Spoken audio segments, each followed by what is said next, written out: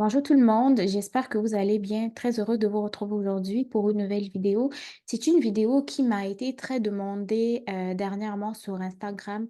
Beaucoup d'étudiants sont venus vers moi pour me demander, Alliance, on aimerait ça que tu nous montres comment est-ce qu'on trouve la liste des établissements d'enseignement désignés au Canada. Quand je parle du Canada, ben, c'est le Canada, pas une province, pas juste une province spécifique, mais tout le pays parce que vous êtes nombreux à venir étudier dans presque toutes les provinces et territoires du Canada, même si des fois j'abuse en parlant uniquement du Québec.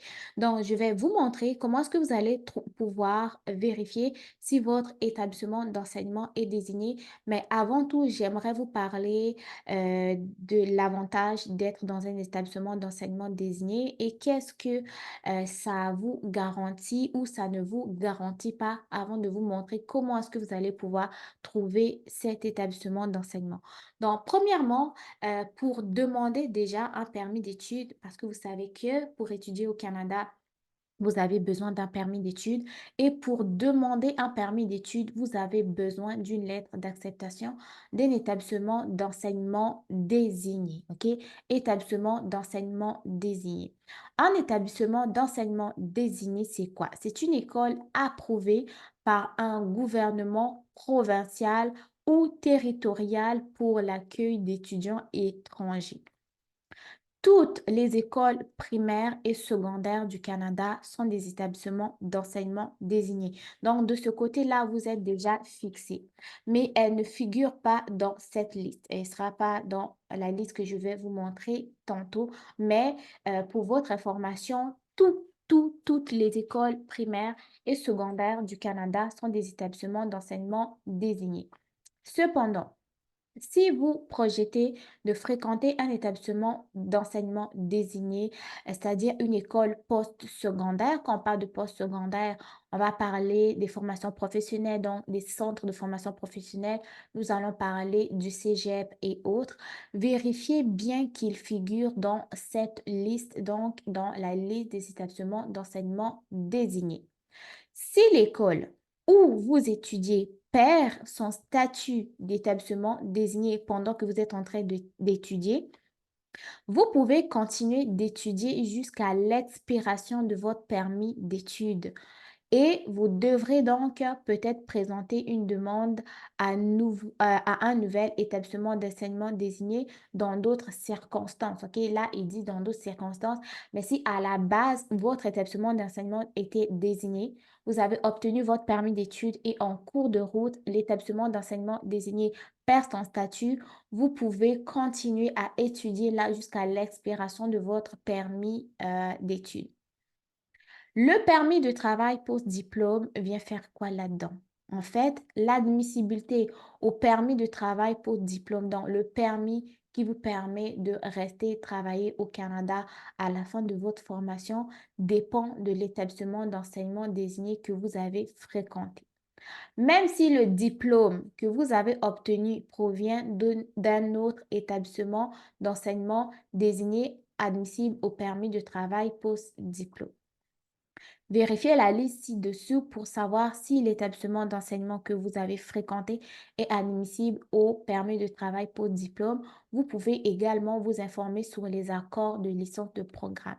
Pourquoi est-ce que cette partie est importante? C'est parce que vous savez que les étudiants qui étudient dans des collèges privés avec des accords de licence entre privé et public, qui n'auront pas eu leur admission au permis d'études avant le 15 mai 2024, vous ne serez plus admissible au permis de travail post-diplôme.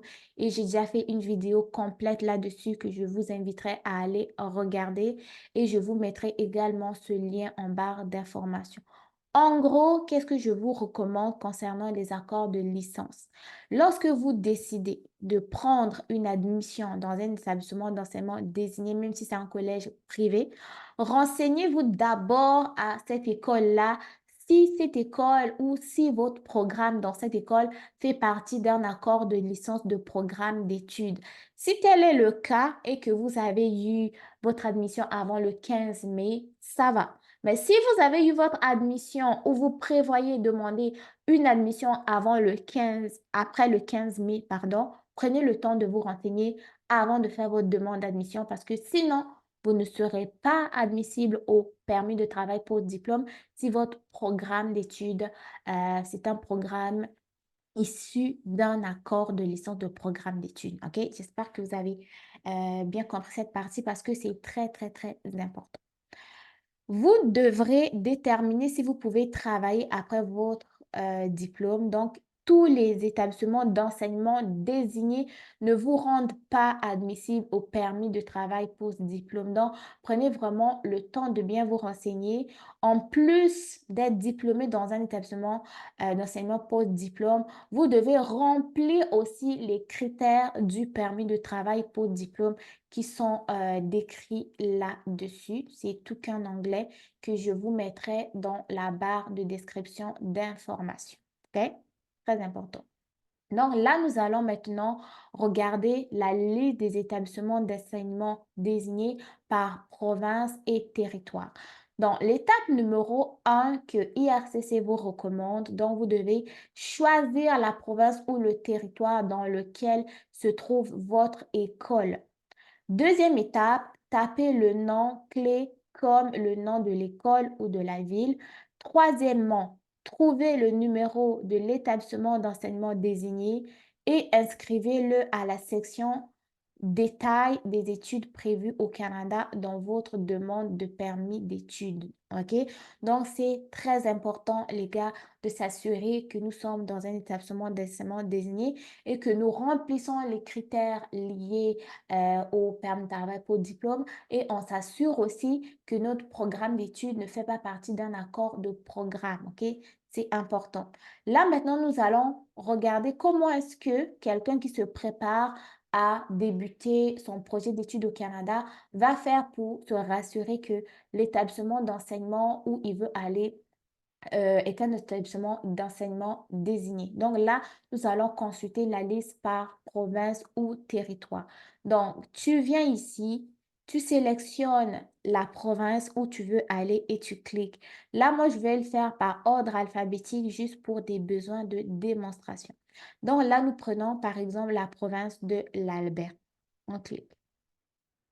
En Alberta, il y a plusieurs établissements d'enseignement. Là, nous avons jusqu'à 17 pages et plus, mais moi, je vais vous montrer comment est-ce que vous allez vérifier. Donc, ici à gauche, vous avez le nom de l'établissement d'enseignement, vous avez le numéro de l'établissement d'enseignement désigné qui est là.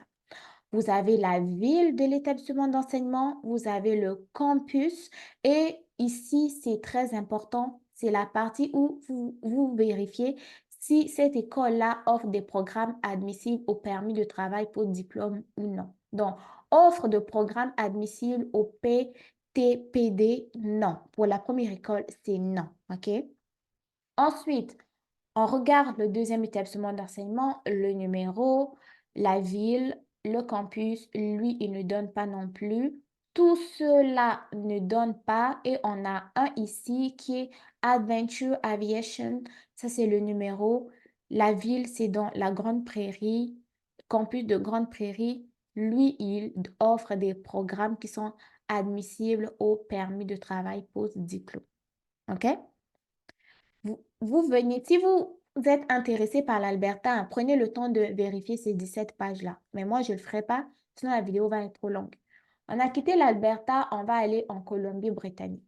Colombie-Britannique, les écoles sont ici, les numéros des établissements d'enseignement désignés sont là, la ville et vous avez la spécificité si l'établissement d'enseignement offre ou non des programmes admissibles au permis de travail pour diplôme.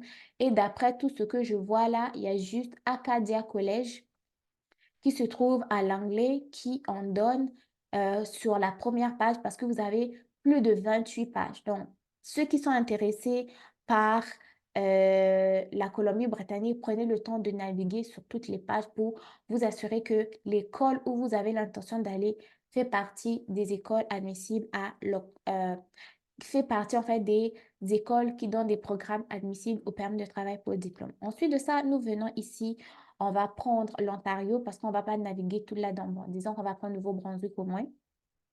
Nouveau-Brunswick a comme par exemple le collège communautaire du Nouveau-Brunswick, que vous connaissez beaucoup, dans la ville de Bathurst, si ça se prononce comme ça, je ne sais pas. Le campus est ici, lui donne des programmes admissibles. Vous avez toujours le CCNB, hein, tout, tous ces programmes, ces établissements d'enseignement ont l'air de donner d'offrir des programmes admissibles. Vous avez le Grandal University, vous avez le Grandal University encore à Moncton, lui donne aussi. Vous avez le East Coast Trade College qui n'en donne pas et vous avez plus de 5 pages pour le Nouveau-Brunswick. On va prendre, si vous êtes en Nouvelle-Écosse, vous venez, mais on va prendre l'Ontario. L'Ontario aussi, sur la première page, n'a aucun établissement d'enseignement qui donne des programmes admissibles, mais vous avez plus de 50, 53 pages. Je vous dis, il y a des écoles au Canada, hein. Il y a des écoles, on ne pourra même pas tous les aborder en vidéo carrément, OK? Non. Maintenant, pour le Québec, lui, il y a beaucoup d'informations ici. Beaucoup d'informations avant d'aboutir à la liste. Donc, vous qui êtes au Québec, changement au permis de travail pour diplôme pour les établissements d'enseignement désignés au Québec. Donc, vous avez les critères d'admissibilité qui ont changé. Donc, le 1er septembre 2023, les critères d'admissibilité ont été modifiés pour certains programmes. Prenez le temps de venir lire. Sinon, pour le Québec aussi, vous avez comme la Chute Aviation qui, lui, ne donne pas des programmes admissibles. Vous avez l'Institut du tourisme de l'hôtellerie du Québec qui donne des programmes admissibles au PTPD. Vous avez ces écoles ici qui donnent quand même des détails. Prenez, si on prend par exemple ISAR Digital à Montréal, les détails qu'ils ont mis diplômés de certains établissements d'enseignement du Québec, eux, ils ont mis quand même une certaine spécificité que je vous recommande d'aller lire. Quand ils mettent détails là, prenez quand même le temps d'aller vérifier, OK? Donc, c'est ça. La page a été refermée, mais vous continuez, puis vous aboutissez à aller à la province qui vous intéresse, OK? Vous avez territoire, vous avez Terre-Neuve et Labrador, territoire du Nord-Ouest, vous avez ce collège-là qui donne des programmes admissibles au permis de travail pour diplôme. OK? Donc, c'est très important de prendre le temps de vérifier, premièrement, si notre établissement d'enseignement est désigné.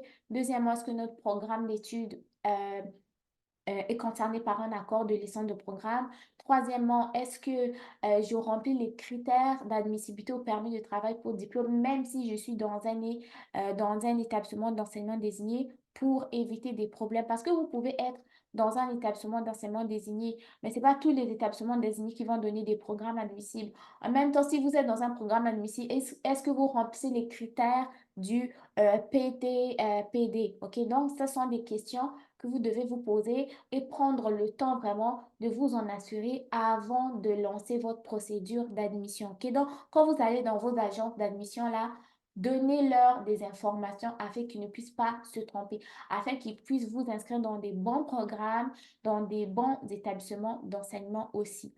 Non, la vidéo s'arrête ici. J'espère qu'elle vous sera très utile. N'oubliez pas de me laisser un mot dans les commentaires. Si vous avez des questions, c'est toujours dans les commentaires. Prenez soin de vous. Bon succès dans vos différentes démarches. N'oubliez pas de me suivre sur mes autres réseaux sociaux et m'encourager. Des gros pouces bleus pour aider au référencement de la vidéo et de la chaîne. On se dit à très, très, très bientôt. Bye bye, les amis.